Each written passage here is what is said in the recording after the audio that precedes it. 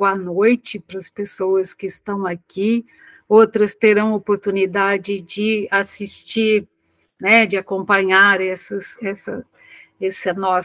nossos encontros, né, esse ciclo de diálogos que nós estamos propondo como um momento para discutir, debater a política de segurança alimentar e nutricional aqui no estado de São Paulo, num ano tão importante, seja do ponto de vista de rumos políticos, seja principalmente porque é um ano de conferência, né? E um ano que o nosso plano estadual de segurança alimentar e nutricional precisará ser revisto. O nosso seminário, ele tem a seguinte proposta, né, todos eles, né, nós temos uma série de seminários, não, diálogos, né, no início nós estávamos chamando de seminário e achamos que o título diálogos, né, esse ciclo de diálogos seria um título mais acolhedor.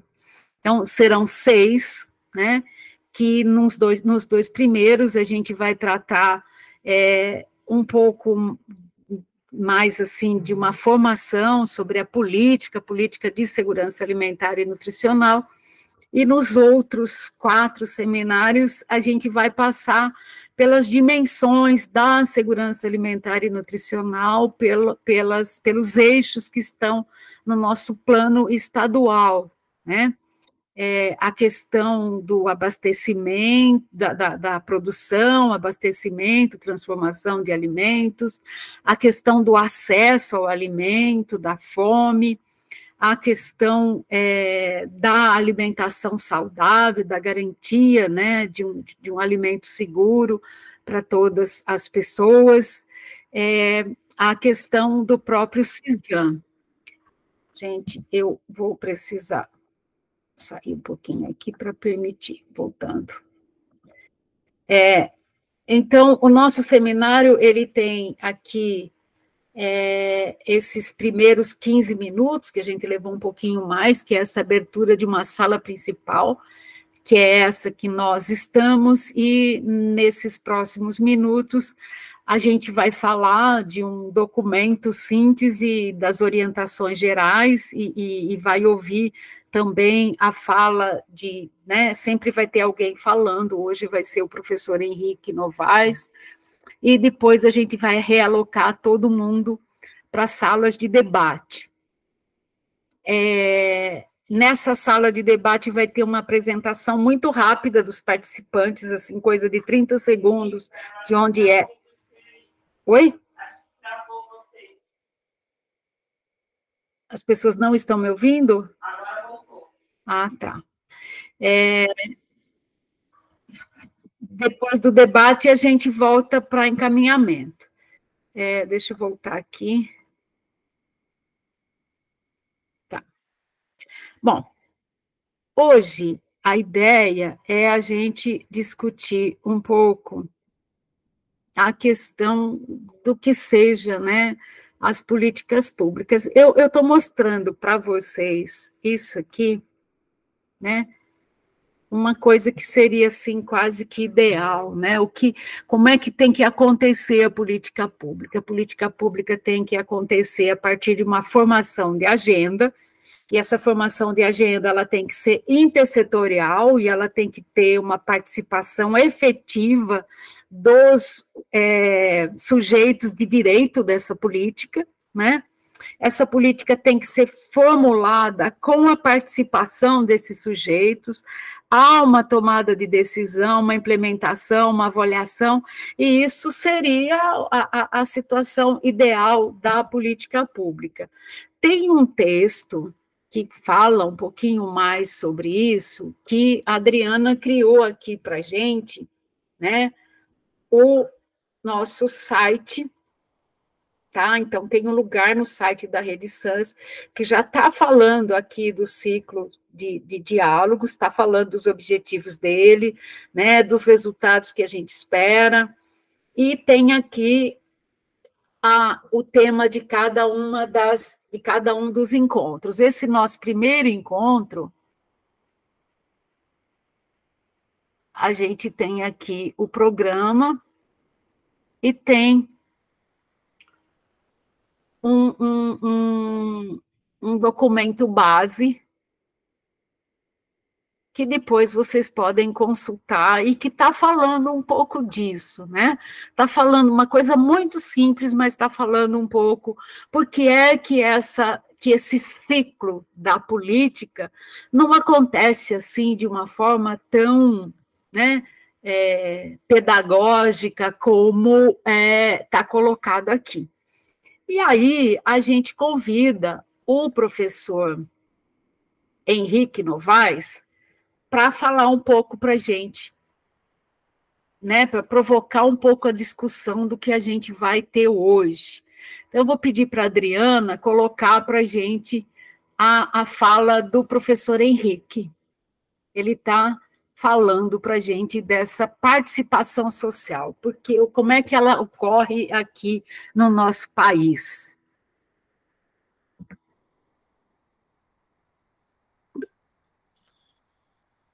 Boa noite, colegas. Queria agradecer o convite feito pela professora Maria Rita. É um prazer estar aqui com vocês. Eu sou o Henrique Novaes, sou professor aqui da Unesp de Marília. Infelizmente, aqui no mesmo horário, nós iremos estar na abertura de um evento do programa de pós-graduação em educação. E aí, então, a opção que a gente teve, né, foi gravar esse vídeo. Então, eu estou atualmente como coordenador do programa de pós-graduação em educação, orientando dissertações e teses, especialmente sobre as escolas de agroecologia no Brasil e em outros países da América Latina. Então, conforme eu combinei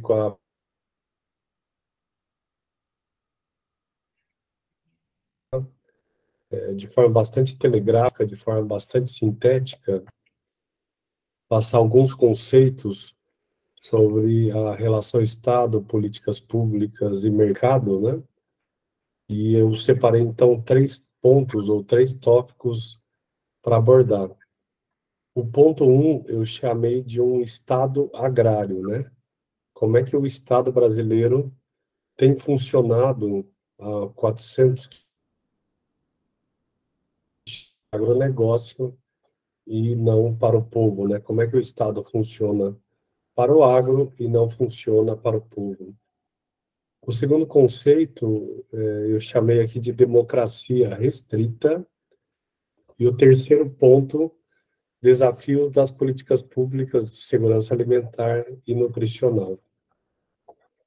Vamos lá, começando pelo primeiro ponto, né? O livro do professor Otávio Ianni, que estudou Aqui com tá Florestan travando um Fernandes, pouco. e ele desenvolve esse conceito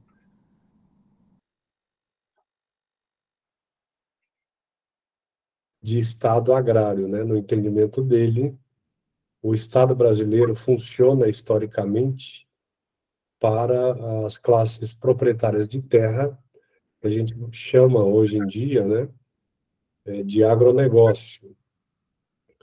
O Ottaviani, ele faz um longo percurso, desde o Brasil colônia, exploração, como parte do Império Português, e ele vai dizer que o Brasil vai se formar como um espaço geográfico determinado de fora para dentro e não tem nenhuma conexão com o que a gente virá chamar de problemas nacionais, né? Para dar um exemplo bastante atual, o Brasil é um dos maiores produtores de alimentos, mas o povo passa fome, né? Então, como é que se estabelece essa relação entre ser um grande produtor de alimentos e não resolver os problemas nacionais? Um deles, a fome, né? A insegurança alimentar. Então, para o Ottaviani, é importante estudar a nossa formação econômica, o nosso estado agrário, para entender como é que o nosso Estado, então, vai, ao longo de séculos, né, se conformando a serviço das classes proprietárias de terra. Num primeiro momento, como parte do Brasil colônia, e num segundo momento, com um interesse cada vez maior das classes proprietárias tipicamente brasileiras. Eu sempre gosto de dar um exemplo sobre isso, né, de como é que se forma um Estado agrário, a partir de dois livros, né, quais são as características do Estado brasileiro, a partir de dois livros, na verdade, uma carta do Graciliano Ramos, o Graciliano Ramos, um grande escritor brasileiro.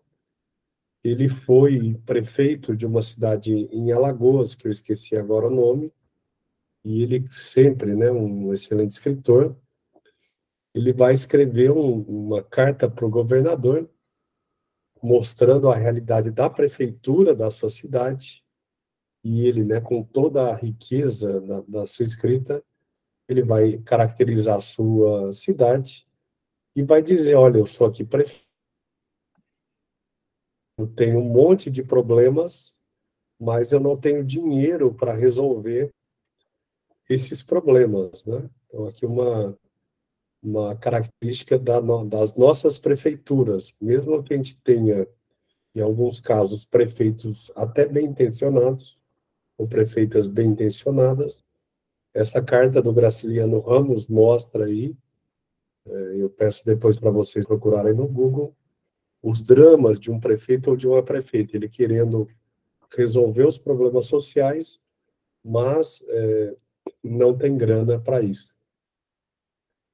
Um outro livro, né, que virou um filme clássico no Brasil, é O Alto da Compadecida, onde, né, ali no filme fica muito claro, mas também no livro também, as características de coronelismo do Estado brasileiro, né? Então, ao longo aqui de 400, 500 anos, como é que foi se formando o Estado brasileiro?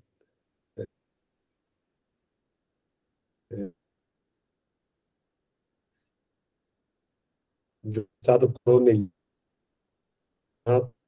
pelos coronéis. O filme, então, de uma forma, as características ali do Nordeste, mas que eu diria que são de muitos estados da Federação Brasileira, onde os coronéis controlam as políticas públicas, as ações, o que pode, o que não pode fazer, o que é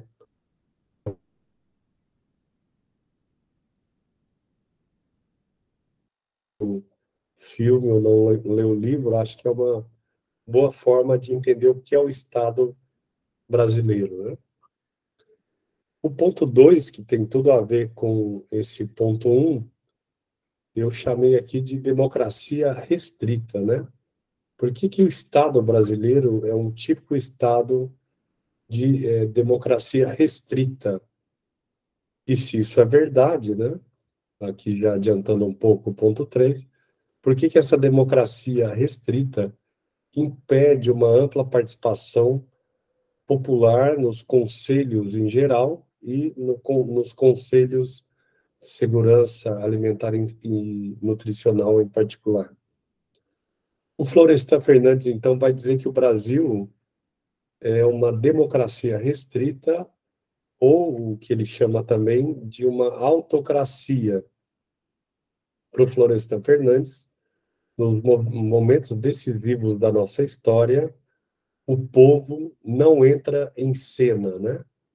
O Brasil é um país típico de decisões de cima para baixo, extremamente centralizado, e onde o povo, de fato, não participa ou não pode participar, ainda que formalmente tenha o direito a eleger, né, prefeitos, deputados, deputadas, governadores, etc.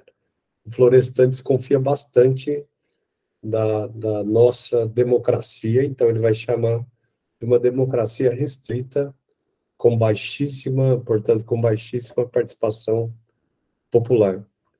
A brincadeira que eu faço, né, em sala de aula é que se a gente tivesse que caracterizar o Estado brasileiro, né, numa peça de teatro, o diretor ou a diretora iria chamar vários personagens para entrar em cena, né? Quais são os personagens principais? Entraria em cena com muita força o agronegócio, entraria com muita força a Igreja Católica, e mais recentemente, nessa peça de teatro, as igrejas neopentecostais, entrariam em cena vários personagens, mas o povo, nessa peça de teatro, raramente é convidado para entrar e participar ativamente das decisões estratégicas da sociedade.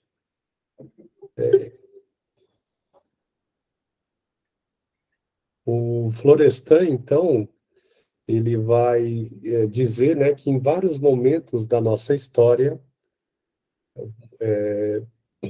nos momentos decisivos da nossa história, a democracia restrita, ela é perceptível, né? Para citar alguns deles. Em 1808, na abertura dos portos para as Nações Amigas. Em 1822, né, o ano passado, nós comemoramos aí os 200 anos da nossa independência, mas o Florestan Fernandes vai dizer que em 1808, em 1822, mas também em 1889, na proclamação da República, o povo não é convidado para participar, para decidir os rumos da nação, o que leva ele, então, a caracterizar a nossa sociedade como uma sociedade com uma enorme concentração de poder e baixíssima participação popular nos momentos estratégicos da nossa história. Evidentemente que essas características vão se repetir no século XX. O povo, no século XX, mais uma vez, não vai poder participar das decisões estratégicas do Estado. O Florestan Fernandes chama a atenção para um contexto bastante particular, que de 1950 a 1964, ou para alargar um pouquinho mais, de 1930 a 1964, o povo tenta entrar em cena nessa peça de teatro chamada Brasil, mas, lamentavelmente, há um bloqueio a essa participação popular, especialmente em 64, com um golpe de Estado que vai neutralizar, vai bloquear as demandas populares, né, que estavam bastante fortes no período, de reforma agrária, reforma urbana, reforma sanitária, reforma universitária, todas as campanhas em defesa da escola pública, de qualidade, etc., etc.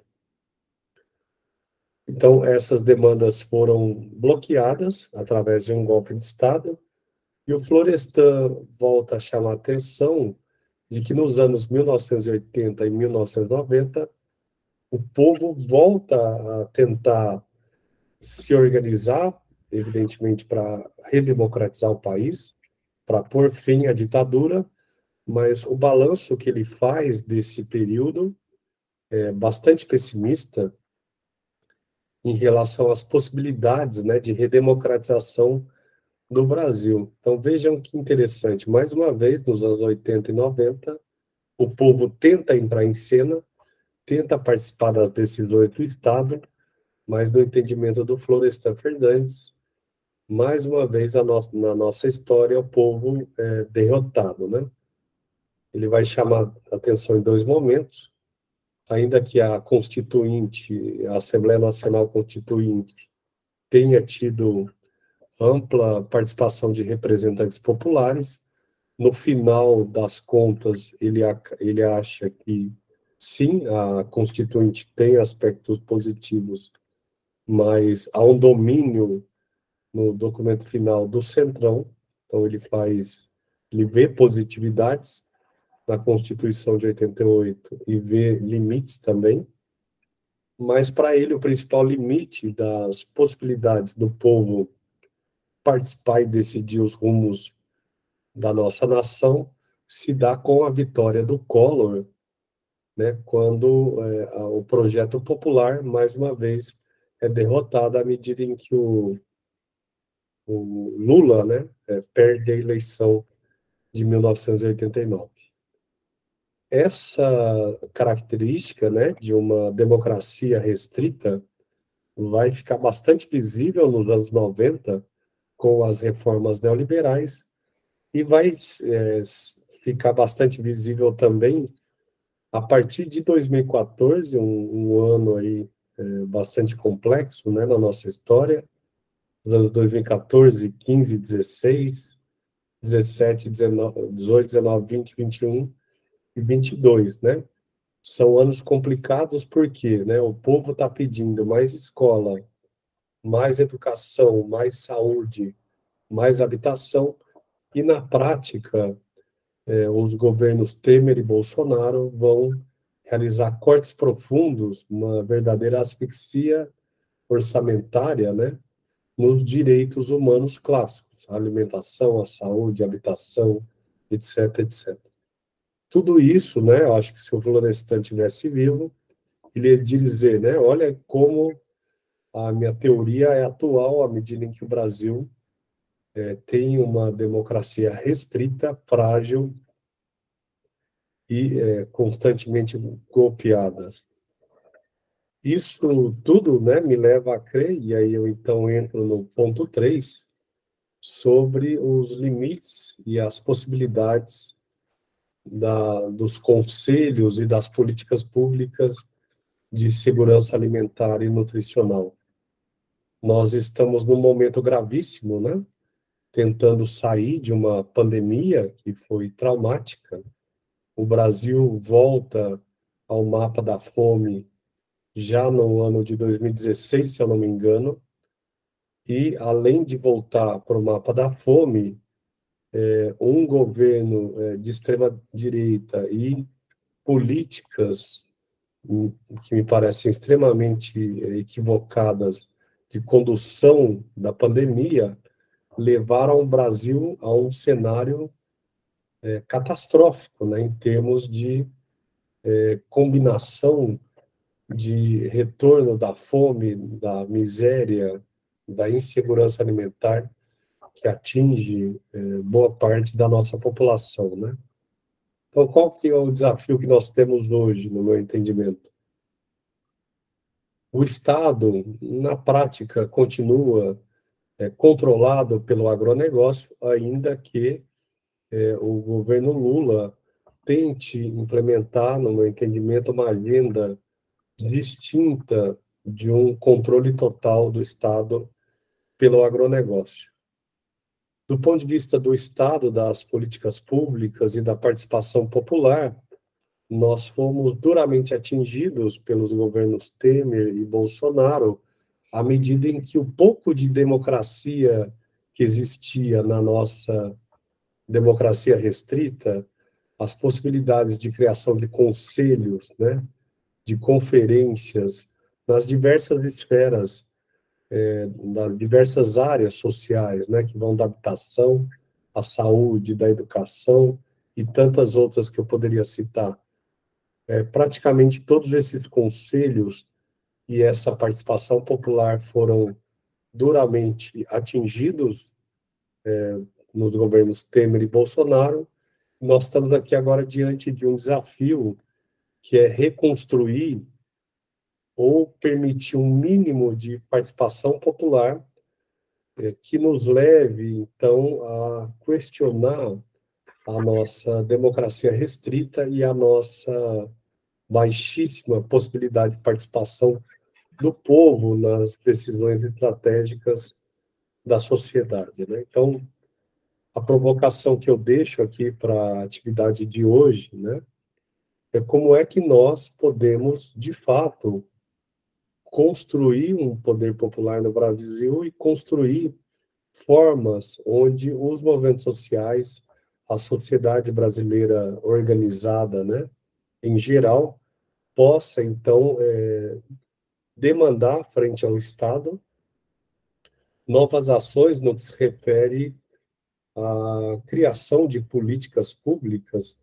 para superar a insegurança alimentar e nutricional, que não é pequena em nosso país, né?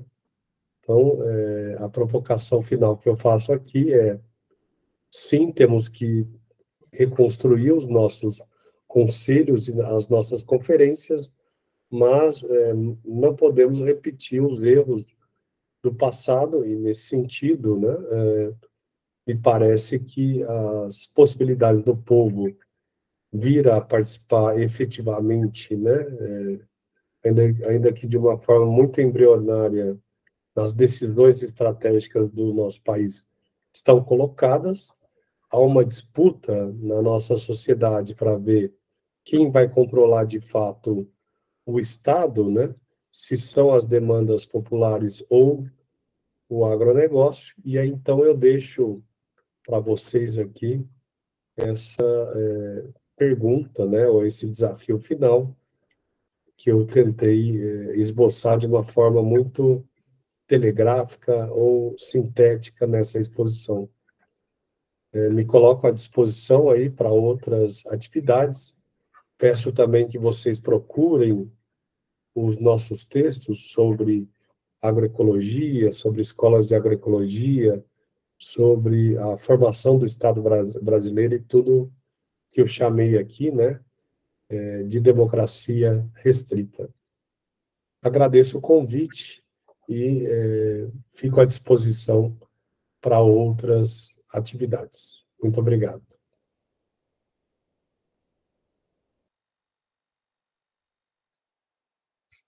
Bom, então, agora a ideia é a seguinte: eu vou usar um dispositivo aqui do Meeting que vai nos dividir em 4 salas, né?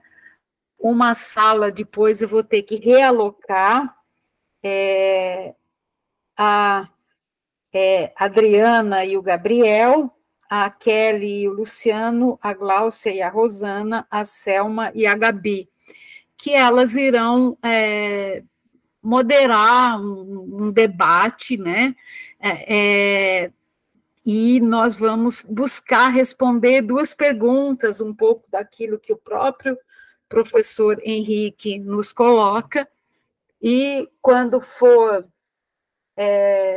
20 horas, vocês vão tentar organizar o que vocês discutiram, para trazer para uma plenária que vai ser assim muito rápida, né, das 8h20 às 8h30, mas para dar um feedback para todo o grupo. Aí, quando for 8h20, eu vou trazer todo mundo de volta aqui para essa sala.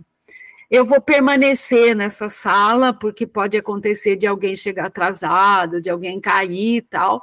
Se vocês tiverem qualquer problema, voltem para aquele link e eu realoco as pessoas, né? Então, aqui eu vou projetar um pouco, assim, mas vocês terão essa... Então, o que nós vamos responder, né? Se a partir dessa realidade, né, da realidade que você vivencia, né, como é que você olha esse ciclo de política pública no estado de São Paulo, pensando principalmente né, o quanto é que a sociedade civil, o quanto é que essas coisas se realizam, né, e o que poderia ser feito para a gente fortalecer esses processos intersetoriais e de participação social. Na próxima semana, o Írio Conte, que é do Conselho Nacional, vai conversar com a gente sobre o CISAM. Hoje, o nosso tema, então, vai girar em torno de o que a gente faz para ter maior participação da sociedade civil, né? Para a gente ter uma democracia realmente participativa, né? Que está lá na nossa Constituição, mas como a gente viu, o professor Henrique, e também pode ser que as pessoas que estão aqui tenham outras opiniões. Então, é isso que vai ser debatido. Oi, Terezinha, tudo bom? Oi, boa noite, tudo bem, Maria Rita? as pessoas estão em grupo, eu vou colocar você num grupo, tá bom? Você vai mudar de sala, tá? Tá bem. Qual grupo eu vou? Você vai no grupo da Adriana e o Gabriel. Tá bem, obrigada. O debate estava rolando lá, viu? Na sala 1.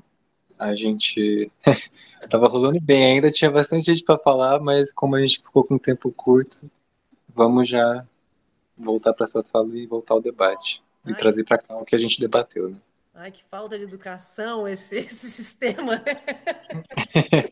É, foi repentino, mas foi muito bom. Tava rolando muito bem o debate. Ele é engraçado, né? Porque Bruno acabou. A gente não está te ouvindo, Maria Rita.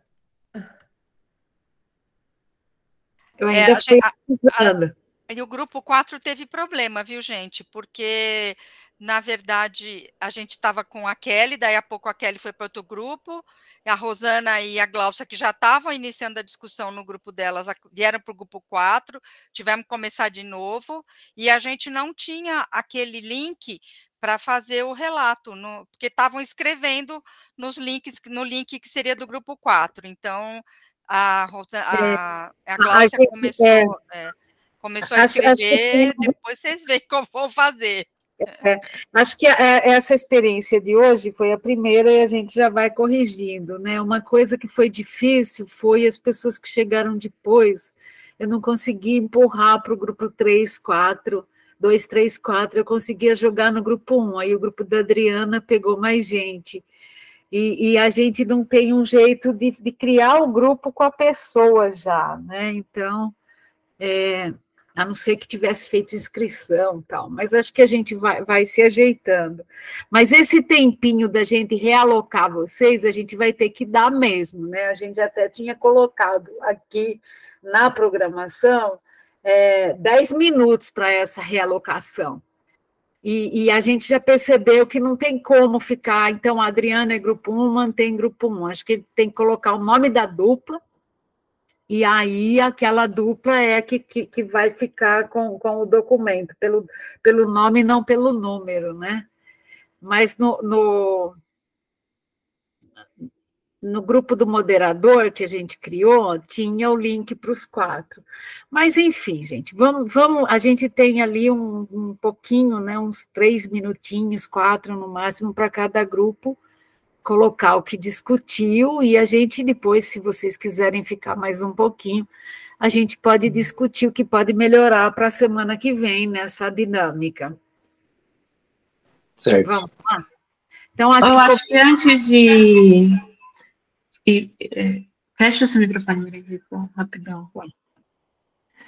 Eu acho que só antes da gente ir para lá, eu coloquei de novo a lista para a gente fazer quem precisar do certificado, né, declaração, e também uma lista que a gente está vendo quem somos, né? Então, nem todo mundo preencheu, eu vi que aqui a gente tem mais gente, 27 pessoas, e lá só 16 fizeram a inscrição. Eu vou mandar de novo aqui o link. A Ana não está com... faltou a minha. Eu tenho que fazer agora isso, que eu estou relatando aqui. Não, pode ser depois, Glaucia. Não tem problema.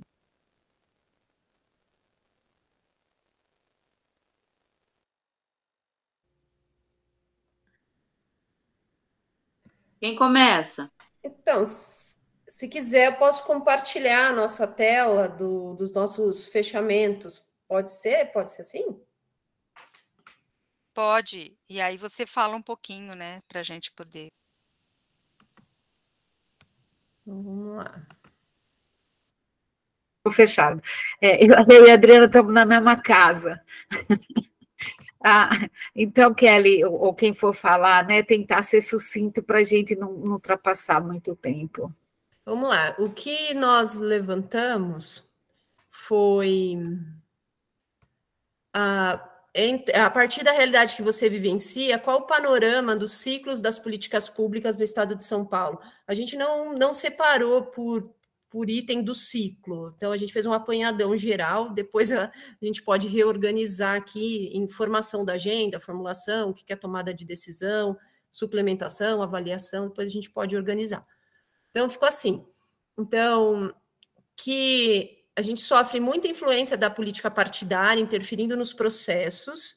Então, vereador que tenta se envolver, ou pessoas interessadas nos conselhos justamente para esse fim, que a teoria dos conselhos e de toda a política, ela é muito bacana, mas é diferente na prática. Então, os conselhos, na prática, acabam agindo de forma diferente do que a teoria deveria fazer.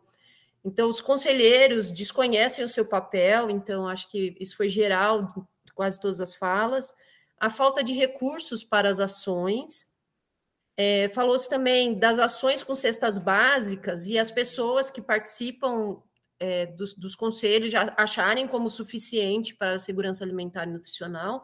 Falou-se que a farinata, que foi aquela interferência do Dória, ele tentou também mudar o PNAE, no entanto, foi derrubado pelo Comusan e pelos movimentos sociais, então que nós temos força. Então, as prefeituras precisam abrir concursos para nutricionistas atuarem nos serviços públicos. Na saúde, é mais fácil conseguir voto. Então, sofremos mais assédio por conta dessa sensibilidade, né, que acaba tendo. Falta de plano de ação para uma construção mais coletiva. Merenda inadequada nas escolas escolares. Falamos onde conseguimos buscar as pessoas para a agricultura familiar, quais os obstáculos, falta de dinheiro, incentivo. Falou-se também que os obstáculos para a agricultura familiar já estão bem estabelecidos, que é a falta da reforma agrária e a concentração de terra. E que não existe financiamento para a agricultura familiar, que era o Pronaf, e que esse também não foi executado adequadamente. E o que pode ser feito para fortalecer os processos intersetoriais e de participação social? Falou-se muito que as pessoas da academia são vistas com mais respeito e respaldo e elas podem capacitar as pessoas. Falou-se muito da capacitação dos conselheiros, sobre a atuação das ações na criança, é mais efetivo para conseguir introduzir a educação alimentar dentro das escolas. Aí se pensou, será que tem que ser uma matéria específica ou pode fortalecer dentro do PNAE? Que a população tem voz e tem direito à voz, que temos força, mas precisamos nos capacitar. Mais campo de trabalho para o técnico em nutrição e dietética. E, por último, crescer o movimento da agricultura familiar. Obrigada, Kelly. Quem quer apresentar agora? Vai, Rô. Só um minutinho, passa para outro. A gente pode chamar o Matheus, que foi nosso relator, para falar como é que ficou o nosso documento. Pode ser, Matheus? Pode, mas nosso documento ficou meio extenso. Eu vou tentar dar uma resumida aqui para a gente, tá, pessoal? A gente também não fez a divisão das perguntas, a gente foi, a partir das falas do pessoal, eu fui anotando, colocando. Então, em relação à política pública, né, o José disse para a gente também que ela fica meio restrita à divisão dos governos que estão no mandato atual. Então, isso faz com que os sujeitos de direitos, por exemplo, os agricultores, não tenham interesse em acessar os programas do governo, que dificulta a participação, né, e também gera desconfiança, a questão da burocracia, etc. e tal, né. Então, por exemplo, também no caso do município de Registro, apesar do abandono da política, a assistência recebe todas as demandas, inclusive de alimentação, né? E através das conferências, houve mobilização popular, apesar da grande dificuldade de trazer as pessoas para poder fazer essa conversa, aproximar as pessoas novamente, né? O que nosso papo girou muito em questão também da dificuldade de viabilizar o pequeno agricultor, através de fomentos, de associações, outros grupos, e até algumas experiências que alguns assentamentos também fornecem, ajudam, dão uma força para os assentamentos que não têm documentação, como a DARF, para poder acessar e se cadastrar no PAA. E a presença dos agricultores nos espaços de tomada de decisão é de suma importância, e também de outros atores que possam contribuir com esse diálogo, né? mas é necessário também garantir que essas pessoas tenham acesso como transporte, locomoção, porque isso pode garantir a presença de grupos que muitas vezes ficam afastados devido a N motivos, né? O papel do conselheiro também foi bastante falado, né? Como aquele também que auxilia as pessoas, buscando alternativas também para escoar a produção excedente, né? Na situação de Marília, uma das problemáticas apresentadas pelos produtores e membros do conselho é a dificuldade e a morosidade por parte do Estado, fazer com que os produtores consigam disponibilizar seus produtos e possam viabilizar a documentação necessária para isso, né? Até uma questão que a amiga colocou para a gente, que é um paradoxo, né? Porque a Marília é considerada a capital do alimento dentro da Rota da Fome, mas é a capital do alimento pelos produtores de ultraprocessados e outras coisas. Então, a nossa conversa correu mais ou menos por isso, mas tem 5 páginas de material para a gente poder discutir depois. Sim, a gente acabou debatendo um pouco também sobre a questão da dificuldade de efetivar a intersetorialidade na hora de debater a ação nas políticas públicas de SAM, sobre a questão da pasta de assistência social normalmente acabar sendo responsável pelas políticas de SAM, também foi uma questão que foi colocada, tanto gente defendendo que realmente deve ficar nessa pasta, quanto gente falando sobre a importância da intersetorialidade.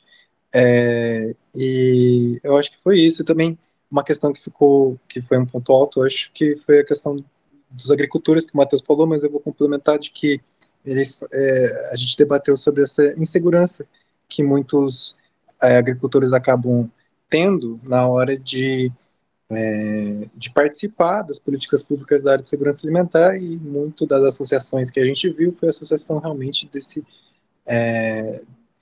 de que as políticas públicas foram cada vez menos financiadas e cada vez menos publicizadas, e também que houve, portanto,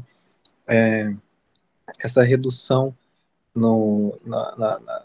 na proximidade entre o agricultor com essas políticas, e que, portanto, isso também gera uma grande dificuldade por não vermos essas políticas públicas a longo prazo, mas vermos como questões de governo, né, e não de Estado, nesse sentido que a gente colocou lá também.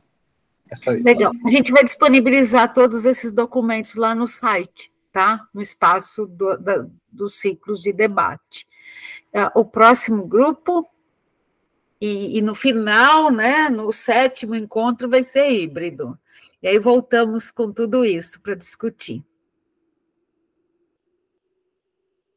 Quem gostaria agora? Maria Helena, bora apresentar o nosso? Não, é melhor a Gabriela falar.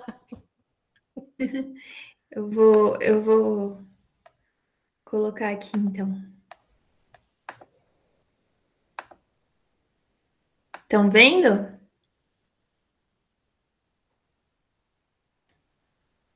Sim, está projetando aqui. Sim. Tá. Acho que muito do que a gente falou apareceu já nos outros grupos também, né? Vou tentar ser breve. A gente falou um pouco sobre a importância da implementação das políticas, né, no estado de São Paulo, que ainda não está por forma de lei, mas por decreto, né? E a importância de transformar isso em lei para trazer mais força e continuidade nesses processos, né, nas ações de SAM.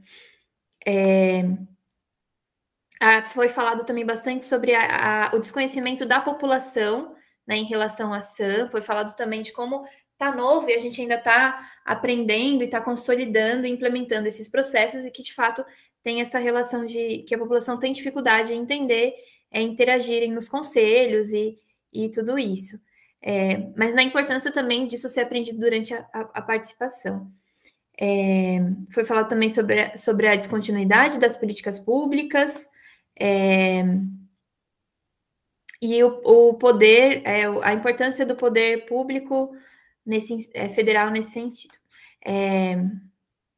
Foi falado também sobre que o governo atual não está tendo muita ação em relação à segurança alimentar, mas que a gente tem um cenário bem favorável a nível federal, na importância da gente usar isso ao nosso favor. Aí, como é mais fácil, né, a gente entender as ações de SAM a partir do município, a importância das voltas dos conselhos, do debate. Foi falado também sobre a falta de muitos gestores federais, estaduais em ouvir a base, né, como é importante a gente ouvir a população. E, bom, é isso. E aí, sobre o que a gente falou sobre como fortalecer os processos, né, da participação social, foi falado da importância de ações educativas, tanto em várias escalas, né, da população. Foi falado também a importância de trabalhar com os mais jovens, né? Houve um relato de uma atuação em hortas escolares, como uma forma de iniciar esse debate sobre SAM, tanto, né, no local, nas escolas, como levar essas ações e debater isso dentro dos conselhos. Foi falado também sobre a importância da fiscalização por parte dos conselhos na implementação das políticas de SAM, né, de como que é importante haver penalidades e até embargo de recursos para quando eles são utilizados de forma indevida, né? Então, a importância dos conselhos de poder atuar também para essa ação direta dos recursos em relação à SAM. A importância da convocação direta da população para os conselhos, né, de utilização das mídias para chamar essas populações, e da divulgação também nas mídias e nas redes sociais da importância da mobilização social e grupal. A importância da criação de uma rede entre conselheiros municipais, se comunicando e trocando informações para que sejam mais efetivas as ações, né? E a implementação da formação continuada para os conselheiros, que não venham decretos apenas do governo federal, mas que, né, que tem essa capacitação para, de fato, haver as implementações. E como já foi citado anteriormente, né, a regulamentação da lei estadual de SAM, para fortalecimento e segurança das ações já estabelecidas, como os próprios conselhos. Bom, foi isso, pessoal. Se alguém quiser pontuar alguma coisa. Obrigada, Gabi. E agora tem o grupo da Rosana e da Gláucia. Né? Ok. Vamos lá, então. Não deu, como a Vera já explicou, para fazer as pontuações lá no Drive, né? Teve um começo meio tumultuado, que mandaram eu para uma sala, depois voltei para outra sala. Então, vamos tentar falar um pouco o que foi falado. Estava presente no nosso grupo, na verdade, 4 municípios, né? A Ana Carolina de Botucatu e o Eric, a Gláucia Gislene e a Giovana de Registro, eu aqui de Batatais e a Vera de São Paulo. Botucatu apresentou um pouco a realidade da cidade. Foi relatado que o município manteve o Conselho, mesmo o Conselho Nacional estando lá parado, né? O município manteve distribuição de cestas, tanto perecíveis como a FLV, através do Banco de Alimentos. Durante todo o período da pandemia, o município se destaca pela questão agroecológica, e a compra da agricultura familiar ultrapassa os 30%, chegando até 80%, exigido pela lei. E a Ana Carolina colocou muito bem que o município, mesmo tendo mudado gestores, eles não perderam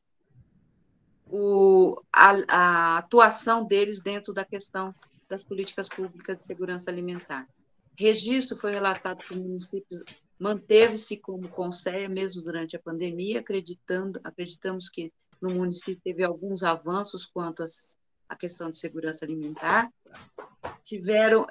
Eles criaram a Kaizen e aderiram ao sistema e realizaram em 2028 a pré-conferência, depois a conferência municipal. Recentemente... 2018, Rô. 28 Oi? Não. Oi, não entendi. 2022. 2022? 2022. Foram 8 pré-conferências. Que você falou 2028.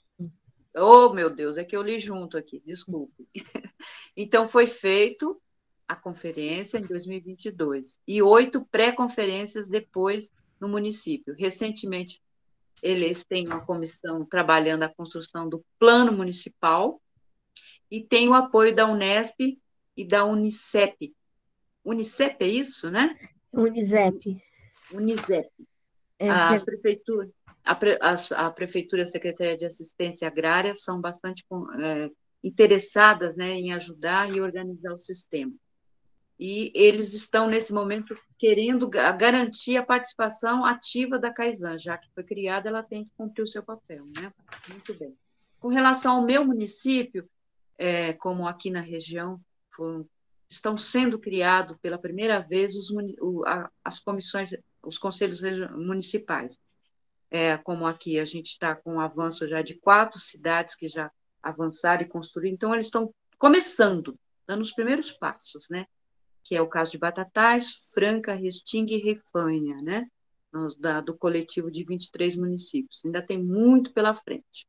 A Vera falou da realidade, depois ela pode complementar, que é atípico, né, a questão de São Paulo, e felizmente, como os de São Paulo funciona muito bem, apesar dos apesares.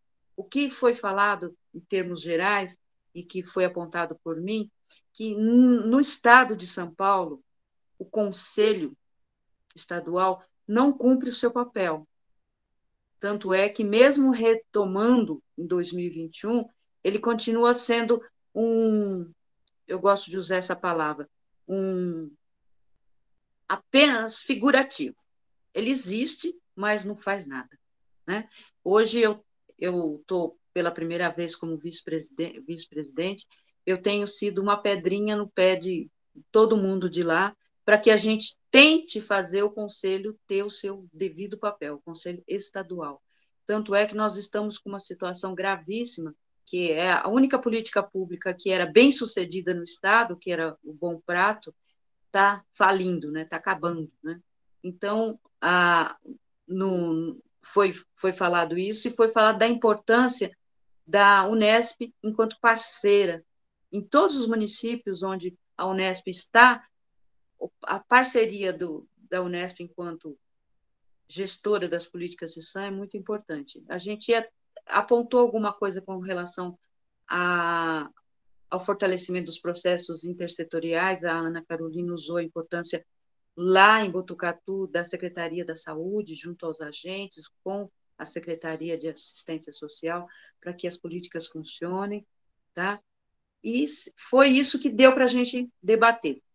Cada um mostrou a sua realidade e tudo mais. Agora, se a Vera e outros quiserem complementar, está aberto.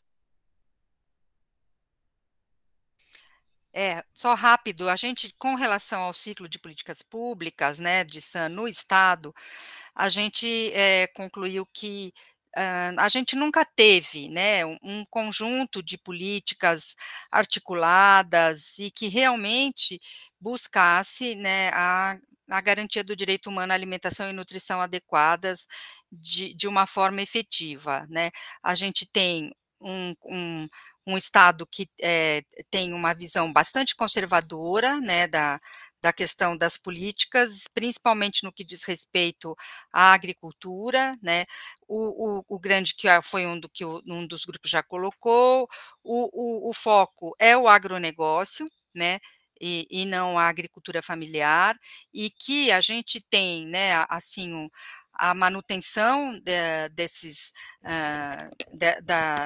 da condição de atuação, de trabalho dos agricultores, muitas vezes por uma atuação comprometida dos técnicos das equipes das CATs, né, que foram bastante, tiveram seu trabalho bastante prejudicado, sem concursos, sem capacitação. Então, também a capacitação para os agricultores nessa parte, né, de assistência técnica rural é bastante precária, né, e isso acaba se refletindo no abandono de muitos agricultores, né, da sua atuação, do seu trabalho como agricultores. A gente vem tendo um pouco esses relatos, né? Com relação à alimentação escolar, por exemplo, a compra da agricultura familiar para as escolas estaduais, né, quando se iniciou a pandemia, quer dizer, antes, né, até da pandemia se iniciar, chegava a 13% só, né? Então, a gente falou um pouco da importância da atuação dos ministérios públicos ao longo desse tempo, né, na questão da exigibilidade, e a gente também conversou um pouco, no caso de São Paulo, eu acho que a gente não pode dizer que a gente se manteve bem, graças a Deus, mas a gente se manteve um pouco pela nossa resistência, e também porque a gente acaba tendo que usar, né, no final das contas, a gente teve que apelar ao Ministério Público Estadual para que o nosso pleno, que foi eleito em 2021, pudesse tomar posse, né? Ele já vinha atuando, a gente não parou de atuar, né? Por nossa conta e risco, tomar posse só em fevereiro de 2022. Né? Então, a gente também tem as nossas questões, a gente também tem, né, uma dificuldade muito grande na questão da intersetorialidade, né, do funcionamento da Câmara Intersecretarial, como ela deveria atuar, né, de construir as políticas de forma articulada, né, a gente ter um orçamento adequado destinado para as políticas, a gente falou um pouco sobre isso também, tá? Obrigada, Vera. Então, a gente, só combinando, na próxima semana, a gente tem a presença do Írio Conte, que é do Conselho Nacional, e nós vamos falar um pouco sobre os componentes do CISAM, o que é o CISAM. Então, vai ser uma discussão mais de conteúdo mesmo, né, para a gente, aqueles que tenham dúvidas ainda sobre o que seja o CISAM, e também colocar em discussão o CISAM, o Sistema Nacional de Segurança Alimentar e Nutricional, né? Talvez corrigir um pouco uma certa distorção que existe aqui no estado de São Paulo, onde aparece o Conselho como se fosse a única peça do sistema, né? Aí até a Ana Carolina colocou a importância de se exigir uma ação da CAISAN, né? Que a gente tenha uma efetividade das CAISANs que existem e que os municípios também se obriguem a isso. Todo esse material vai ficar no site da Rede SANS. Eu volto a pedir para vocês que preencham a lista de presença para quem precisa de certificado, principalmente, porque o número de pessoas que participaram, o próprio sistema dá para a gente, mas quem precisa de certificado, para que tenha o nome correto lá, precisa preencher a lista de presença. E esse quem somos é muito importante também para a gente entender onde a gente está, quem são as pessoas, com quem a gente conta, o alcance das redes, que São Paulo tem bastante, e se vocês puderem preencher, é importante. E também esse segundo link do quem somos, não necessariamente a pessoa precisa ter participado do seminário para responder.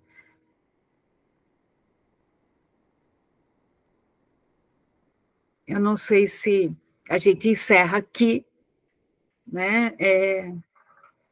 E na próxima semana, às 18h30, a gente se encontra novamente. Não sei Maria se Rita, vamos pedir só para as pessoas, quem puder, colocar uma palavra de como avaliou. A Selma levantou a mão. Pode falar, Selma. Exatamente, era isso que eu ia dizer, que foi uma honra estar com vocês. Achei que eu não ia conseguir participar, mas consegui. E dizer que Maria Rita, equipe, nós todos, avante, porque não se constrói um sistema de política pública nesse país sem muita garra, sem muita luta. Gratidão. Abraço para vocês. Um abraço, Edgar. Adorei ter participado daqui, foi maravilhosa a conversa. vendo aqui as pessoas colocando o assunto de cada grupo, foi assim, eu fiquei pensando, poxa, eu gostaria de ter participado de todos os grupos, não foi possível, lógico, mas adorei ter participado do meu, muito. E eu vi que o Luciano, né, junto com a Kelly, fizeram anotações, e eu acabei, assim, vendo que o Luciano foi também por um outro formato de anotação. Eu gostaria muito também de ter acesso a essas informações que o Luciano passou. Eu não sei se por aqui a gente consegue o contato das pessoas, ou como é que funciona. Desculpa o barulho aqui que meu filho está tocando piano. E aí eu não sei como consegue esse contato. Oi? Todo esse material vai ficar no site da Rede Sans. Eu vou colocar aqui para vocês o link. Tá? Então, bacana. E para a gente conseguir ter acesso às pessoas que estavam aqui dentro do grupo, né? Como que a gente conseguiria isso? Vai ser divulgado também dentro desse material?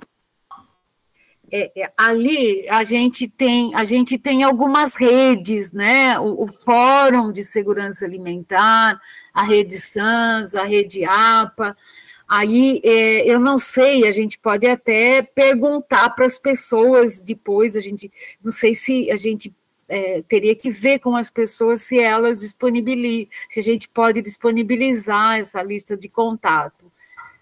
A gente tem um grupo nosso aqui do Intersan, um grupo do Fórum, eu não sei, aí eu não tinha pensado desse grupo aqui, se a gente poderia disponibilizar ou não o contato, porque a gente vai ter esse contato, né?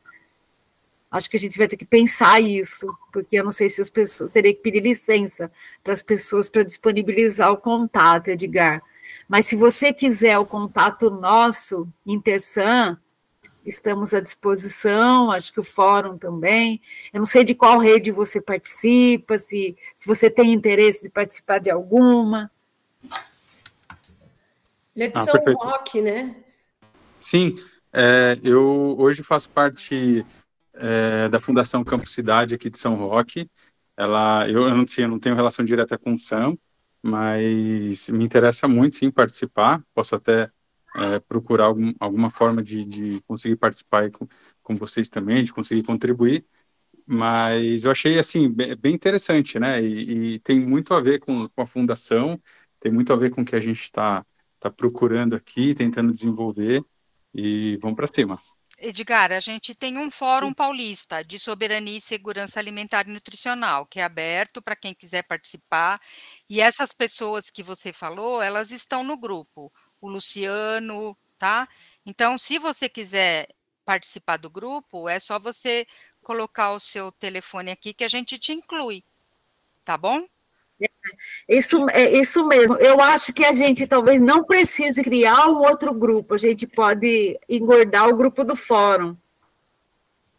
Né? Bacana. Então, por exemplo, vou colocar meu contato só. Coloquem o contato aqui e a gente pode depois começar a coletar isso também. Se a pessoa quer participar do grupo do fórum ou do grupo do Intersan, a gente coloca vocês no grupo. Bacana. Só me desculpe a ignorância tecnológica aqui, eu não sei como é que faz isso, mas eu vou procurar aqui ver como eu adicionaria meu contato. Tá, aqui no chat. A gente vai gravar o chat, a gente já tem o da Eva aqui, e se você conseguir colocar... Você entra nos 3 pontinhos, Edgar. Aí você entra nas mensagens e aí você coloca seu contato lá.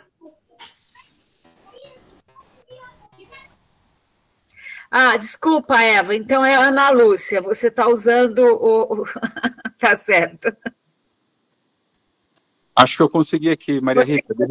Conseguiu também. Então, a gente coloca o contato de vocês nos grupos que a gente tem de WhatsApp, aí vocês acabam tendo informação, né, tanto do Fórum quanto do Intersan. Ótimo, muito obrigado. Bom, eu queria agradecer muito, né, por ter podido participar hoje. Eu estou com os probleminhas de saúde, mas contei com a colaboração do meu neto, que fez uma canja para mim.